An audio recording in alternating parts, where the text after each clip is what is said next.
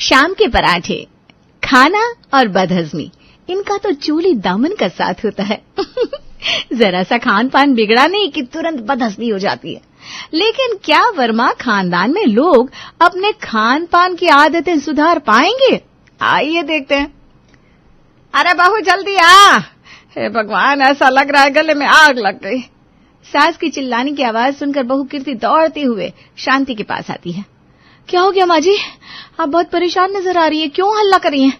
सब ठीक तो है ना? अरे बहू जल्दी से ठंडा पानी लेकर आ। हे भगवान, ये बदहजमी मेरा पीछा क्यों नहीं छोड़ती?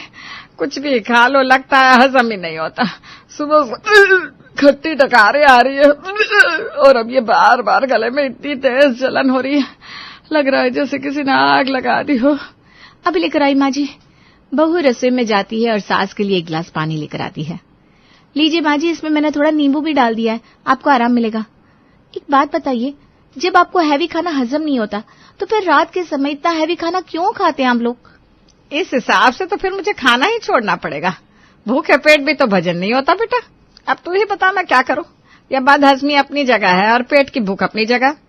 सास की बातों के आगे कीर्ति निशब्द हो गई थी, इसलिए वो चुपचाप जाकर अपने कामों में लग जाती है। अगले दिन, बेटा कीर्ति, आज ऐसा कर तू शाही पनीर और मलाई कोफ्ते बना ले और साथ में बटर नान, मजा ही आ जाएगा खाकर। मम्मी जी, कढ़ाई पनीर और मलाई कोफ्ता? आपको ऐसी बातें सोचने से भी घबराहट नहीं होती क्या? कल आधी रात तक आप हाय हाय कर रही थी और आज फिर फरमाइश शुरू कर दी। मैं तो कहती हूँ छोड़ दीजिए ये सब शाही खाना। मूंग की दाल की खिचड़ी बना देती हूँ आपके लिए, आपको इस उम्र में वही सब हजम होगा। अरे हट, खिचड़ी भी कोई खाने की चीज है? ठीक है, कल थोड़ा सा मुझे बदहजमी हो गई थी, लेकिन हर बार खाना खाने के बाद मेरी तबीयत बिगड़ जाए ऐसा कोई जरूरी थोड़ी ना है। और मुझे ऐसा लग रहा है गलती ना मेरी थी। मैं बिना खाना खाने के बाद आलस के मारे बिस्तर पर जाकर लेट गई। आज तो खाने के बाद कॉलोनी में 3 चक्कर लगाऊंगी, सब हजम हो जाएगा। तो बेफिक्र होकर बना ले जा। आपको देखना चाहिए, आपके मम्मी पापा की उम्र हो रही है।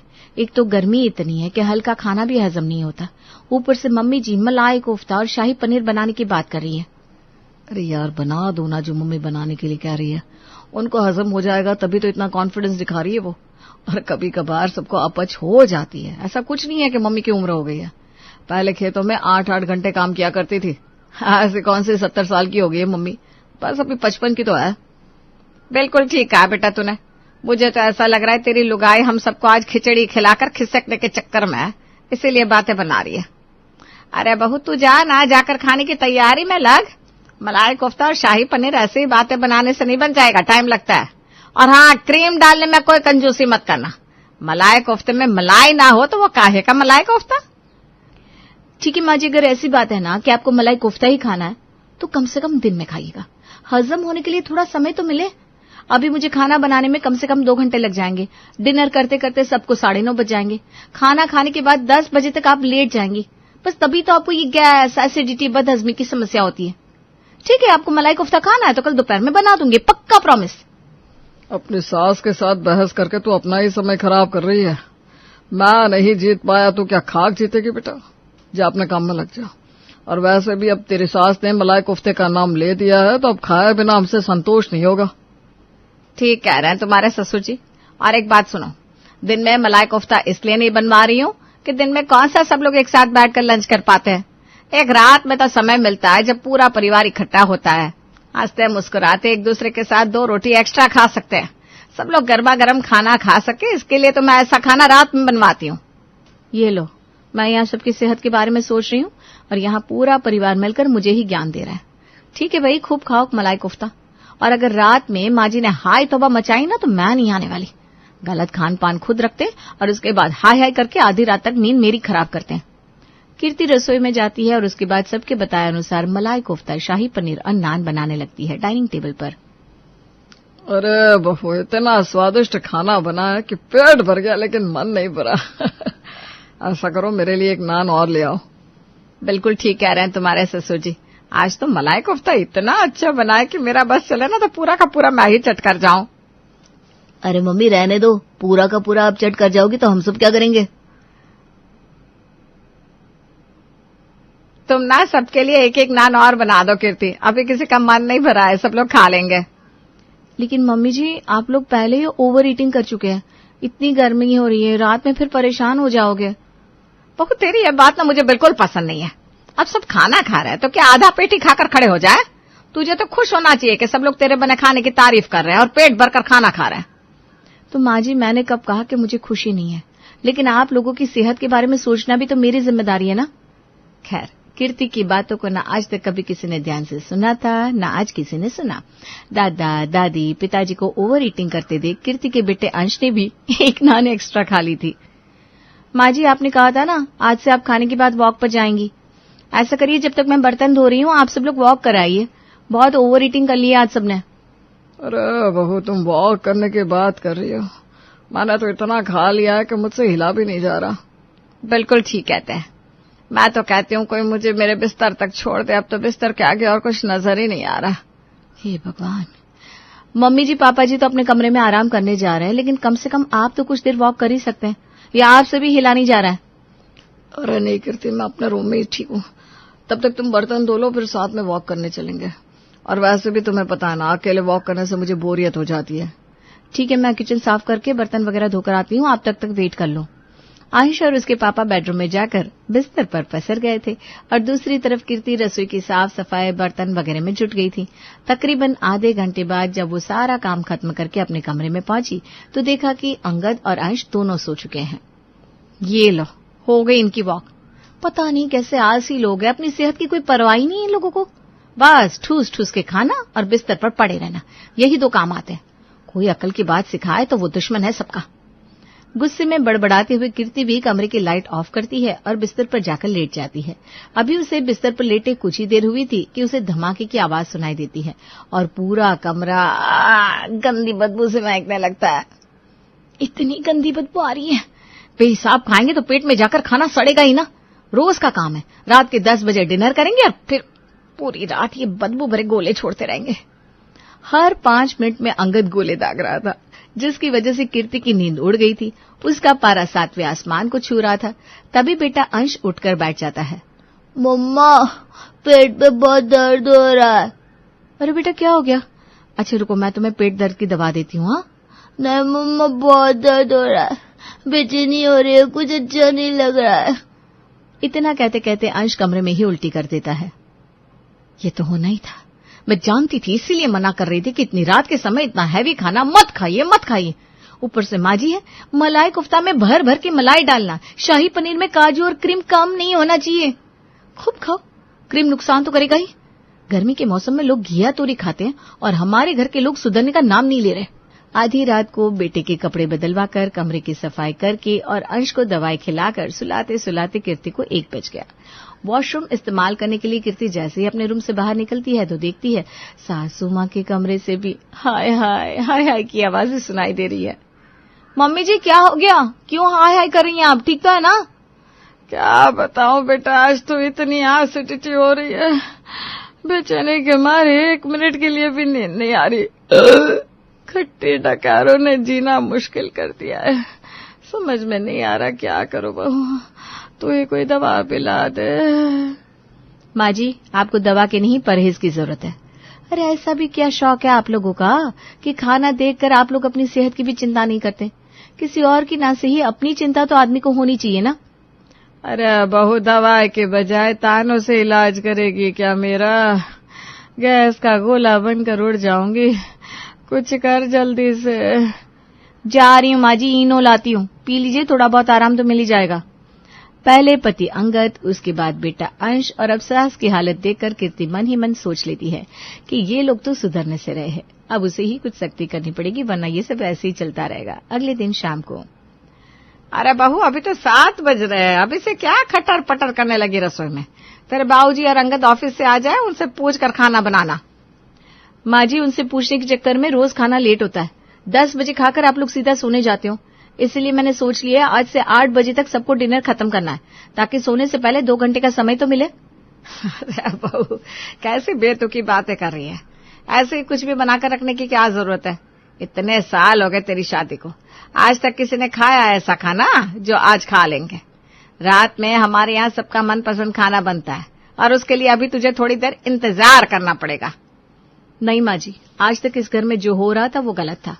मैंने डाइटिशियन से बात की है, उसने घर में सबकी सेहत के लिए कुछ बातें बताई हैं और अब से वो आप सबको फॉलो करनी होगी। मैं तो फिर भी 8 बजे डिनर करने के लिए कह रही हूँ, लेकिन डायटिशियन ने तो कहा है कि शाम को 7 बजे तक डिनर हो जाना चाहिए। उसके बाद खाना खाने से गैस, एसिडिटी और तमाम तरह की परेशानियां पैदा होती है। और भूल जाइए वो दिन जो हमारे घर में रोज रोज दाल मखनी, शाही पनीर बनता था। अब घर में वही बनेगा जो मैं चाहूंगी। सबको रात के समय हल्का खाना ही खाना है ताकि पेट को थोड़ा आराम मिले और ये जो रोज रोज आपकी बदहजमी की समस्या है ना, वो भी ठीक हो जाए।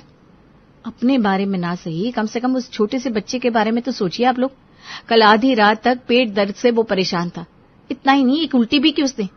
आप लोगों के गलत शौक के चक्कर में अपने बेटे की सेहत तो नहीं मैं बिगाड़ सकती। रोज रोज मैदा के बने भटूरे और नान खाना कोई समझदारी होती है क्या? अरे देखो तो कल की लड़की हमें पाठ पढ़ा रही है। बनाओ जो बनाना है, हम तो तुम्हारी घास फूस खाने से रहे। माँ जी, खाना तो आपको यही खाना पड़ेगा, वरना आप अपने लिए अलग से नौकर लगवा लीजिए और बनवाती रहिए उससे शाही खाना। अब मैं इस घर की सेहत के साथ और कॉम्प्रोमाइज नहीं करने वाली। बहू का 2 टुक जवाब सुनने के बाद अब शांति देवी के पास कहने के लिए ज्यादा कुछ नहीं बचा था। 7:30 बजे तक बहू ने डिनर बनाकर तैयार कर दिया था। अभी से डिनर बनाकर टेबल पर भी लगा दिया तुमने? अभी तो मैं ऑफिस से घर आया हूँ, थोड़ा चाय नाश्ता तो करा दो। देखो अंगद, चाय का समय 5 बजे का होता है। अब डिनर का समय है, डिनर कर लीजिए। उसके बाद आधा घंटा बाहर वॉक करके आइए, 1 घंटा आराम से सबके साथ टाइम स्पेंड करिए और फिर सोने जाइए। सही रूटीन यही होता है। 8 बजे तक आप चाय पियेंगे, फिर 10 बजे डिनर करेंगे और उसके बाद ऐसे ही पेट फुलाकर सो जाएंगे, फिर रात भर गैस सोएंगे। कान खोलकर सुन लीजिए, मैं थक गई हूँ। अब मुझसे ये सब एक दिन भी बर्दाश्त नहीं होगा। या तो आप लोग अपनी आदतें सुधार लीजिए, वरना मैं घर छोड़कर चली जाऊंगी। अब इससे ज्यादा मुझे और कुछ नहीं कहना। अरे यार, छोटी सी बात के लिए क्या इतना सीरियस हो रही हो तुम तो ऐसा लग रहा है एकदम लड़ने के लिए मोर्चा संभाल कर बैठी हो। आज तक मैंने कुछ नहीं कहा, इसीलिए बात यहां तक पहुंच गई है। अब बस, बहुत आप लोगों ने अपनी मनमानी कर ली। अब इस घर में सबकी सेहत का ध्यान रखने की जिम्मेदारी मैंने अपने हाथों में ले ली है।